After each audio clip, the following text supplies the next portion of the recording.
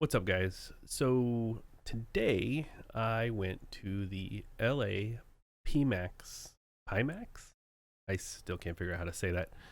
The LA meetup that they put out for backers, and I basically wanted to make this video to kind of give you guys an idea of my impressions to help maybe formulate your decision if you are a backer, whether you should get the 5K or the 8K plus.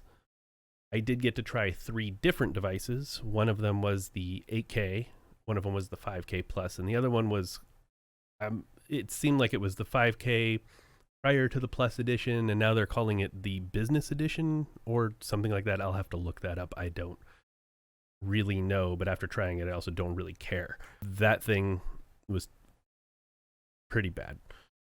The choice that I'm going to make, in case you don't want to watch me talk about this whole thing and that's all you're really after, is the 5K plus. I'll kind of go over why, but first I'll talk about the meetup itself. So the meetup was in a small room, probably could host up to 40 people if you really wanted to squeeze them in, maybe more. I don't know. There were no more than maybe 15 to 18 people while I was there. I was pretty much there for 3 hours. It seemed like pretty much everybody was there for the same thing. They wanted to know whether they should get the 8K or the 5K plus, which some of you who are watching this are probably thinking the same, right? So we all kind of chatted a bit. It took, from the time I got there till Pimax showed up, was like 1.5 hours, I think, till they were ready to go, which was strange, but whatever. They set up the 3 devices. We checked them out. So I'll go over the first one that I tried, which was the 5K. The first thing you put it on, and the thing that you notice the most is the field of view. You know, you can see out to about here. I think they said they had it set to normal, which I believe is 150 degrees. So we're getting anywhere from 30 to 50 more degrees, I guess. What would that be? 110? You get about 40 more degrees. Feels like more, though. The headset itself was very light. I would say it was about as light, maybe slightly lighter or heavier, or exactly the same as the Oculus. It definitely had less of a structured feeling. The Oculus has that pullback strap and everything's very formed. And this kind of had just like 3 straps, 2 on the outer and 1 here, that were just kind of like flexible bands. And the back had a little plastic, I'm guessing something for the tracker. On the whole band part of it, that was pretty much the only structured part. But you put it on and it's so light that it just sits right there and it feels great. You move around. You could tighten it. When you tighten it, it didn't flop all over your face, which was nice. The outer ring, or I would say the outer edge of the glass, was distorted. I would say probably 10 to maybe 15 degrees of your view. And pretty much everybody there had the same opinion in that. So if you were to look straight, not move your head, and move your eyes all the way to the out, you would get some warping. To me, not really that big of a deal. If I look over and it's warped, to just move my head 10 degrees, it's not really a game changer for me. I don't really care about that too much. I don't think it's going to be a big deal. The refresh rate was great. I couldn't tell you if it was 80, 90, 75. I guess the machines they were using for the 2 headsets that I cared about, one had a 2080 Ti and the other had a 1080 Ti. I couldn't tell you which was which. The game that we were running was The Lab on Steam VR. I've only played it like once and tried it out. Tried to really look for the screen door effect. I could not really see it until I stopped what I was doing and focused on something really bright, and then you can kind of see the darkness around the pixels, but it was subtle. Very, very subtle. I was very pleased with how little screen door effect the 5K Plus had. It was just really, really, really hard to see unless you really stopped and took your time to figure it out. And if you're playing a game, you're not going to see it. When I first put the headset on, the sweet spot was really hard to find, and I felt like the glass was too far up against my face and I couldn't find it. So basically when I put it on, when it was going onto my head, everything looked fine, and then as I let it settle, it it settles and pushes a little closer to your face, it almost looked like the center point warped a little bit for me. And I could fix that by pulling it away from my head a bit, kind of readjusting. And I had to pull it further down than the strap really would go, but I also wasn't adjusting the strap too much. I was more focused on trying to play and try to look at the picture quality. And once I got it situated on my head by pulling it down, I didn't really care to mess with it too much. And I wasn't moving a ton, so it didn't bother me. So I am curious to see if maybe it was just an issue with the placement. Maybe the foam itself was too small and needs to be a little bit bigger for my face. I don't really know.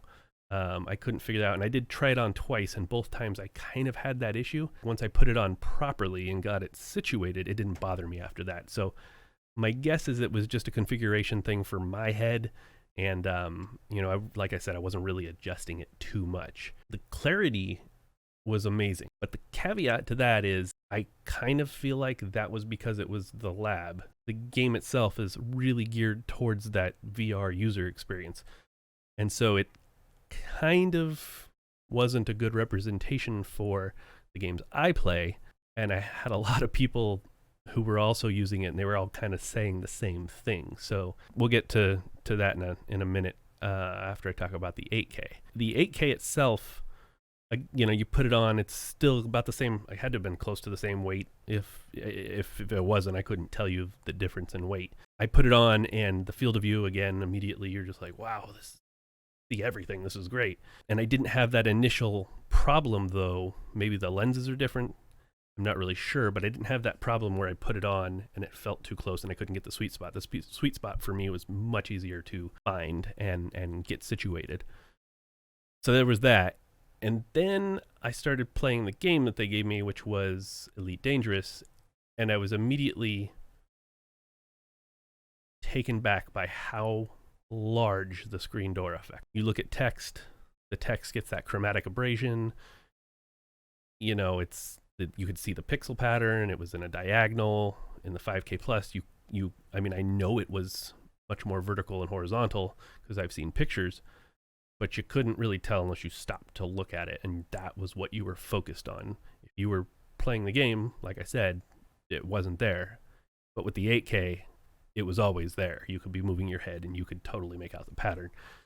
I would say, kind of as like a reference point, it was smaller but very similar to the Oculus. So I don't know. I was pretty upset with that. I really had my hopes set on the 8K. I backed the 8K. I was hoping that would be at least as good, if not just even this much not as good. A way to put it, I don't know. So a few of us got together and we're talking about our experiences between all of the devices, and we were all kind of saying the same thing. You could see the screen door effect with the 8K. You couldn't with the 5K, but we wanted to play the same game in both headsets. So we kind of band together. We were like, hey, Pimax, we want to try the same game. And they were like, sure. And we're like, oh, okay. So we had them put on something that was a static scene. That way we didn't have to play it. We wanted to put a static scene together, put it on, and just sit back and take it in. That was the idea. And so we wanted something with text. We wanted something with a distant view so we could try to make out objects in the distance, something with close-up. And the Pimax guy put on big screen. And the big screen scene was, I don't know, a really awesome apartment on the top of a building with the most magnificent hardwood floors you've ever seen in your life. So we put it on, and we started in the 8K. About 3 or 4 of us took a look, and we all kind of thought the same thing. Text was hard to read. You get that Steam VR interface, and the text was not super easy to read. We could all read it because we kind of knew what it was going to say anyway. So maybe, the brain tricking you into thinking you can read something when in reality, if you didn't know those words, you probably couldn't. But when you turn your head, or you have the slight head movement in VR, it makes others look at your view as if you are shaking your head like this. You probably can't see it in this video. The problem is that you end up getting the aliasing on the text, and you get chromatic abrasion, which to me, the chromatic abrasion is just awful in terms of immersion breaking for me. I hate looking at chromatic abrasion. So we asked the guy, hey, can we put the same demo on the 5K? And he said, sure, absolutely. So it took a few minutes because there were obviously other people in line testing out the lab on the 5K Plus. And he put it on, and I got the first chance to try it out. And it was about all of 10 seconds, and I made my decision.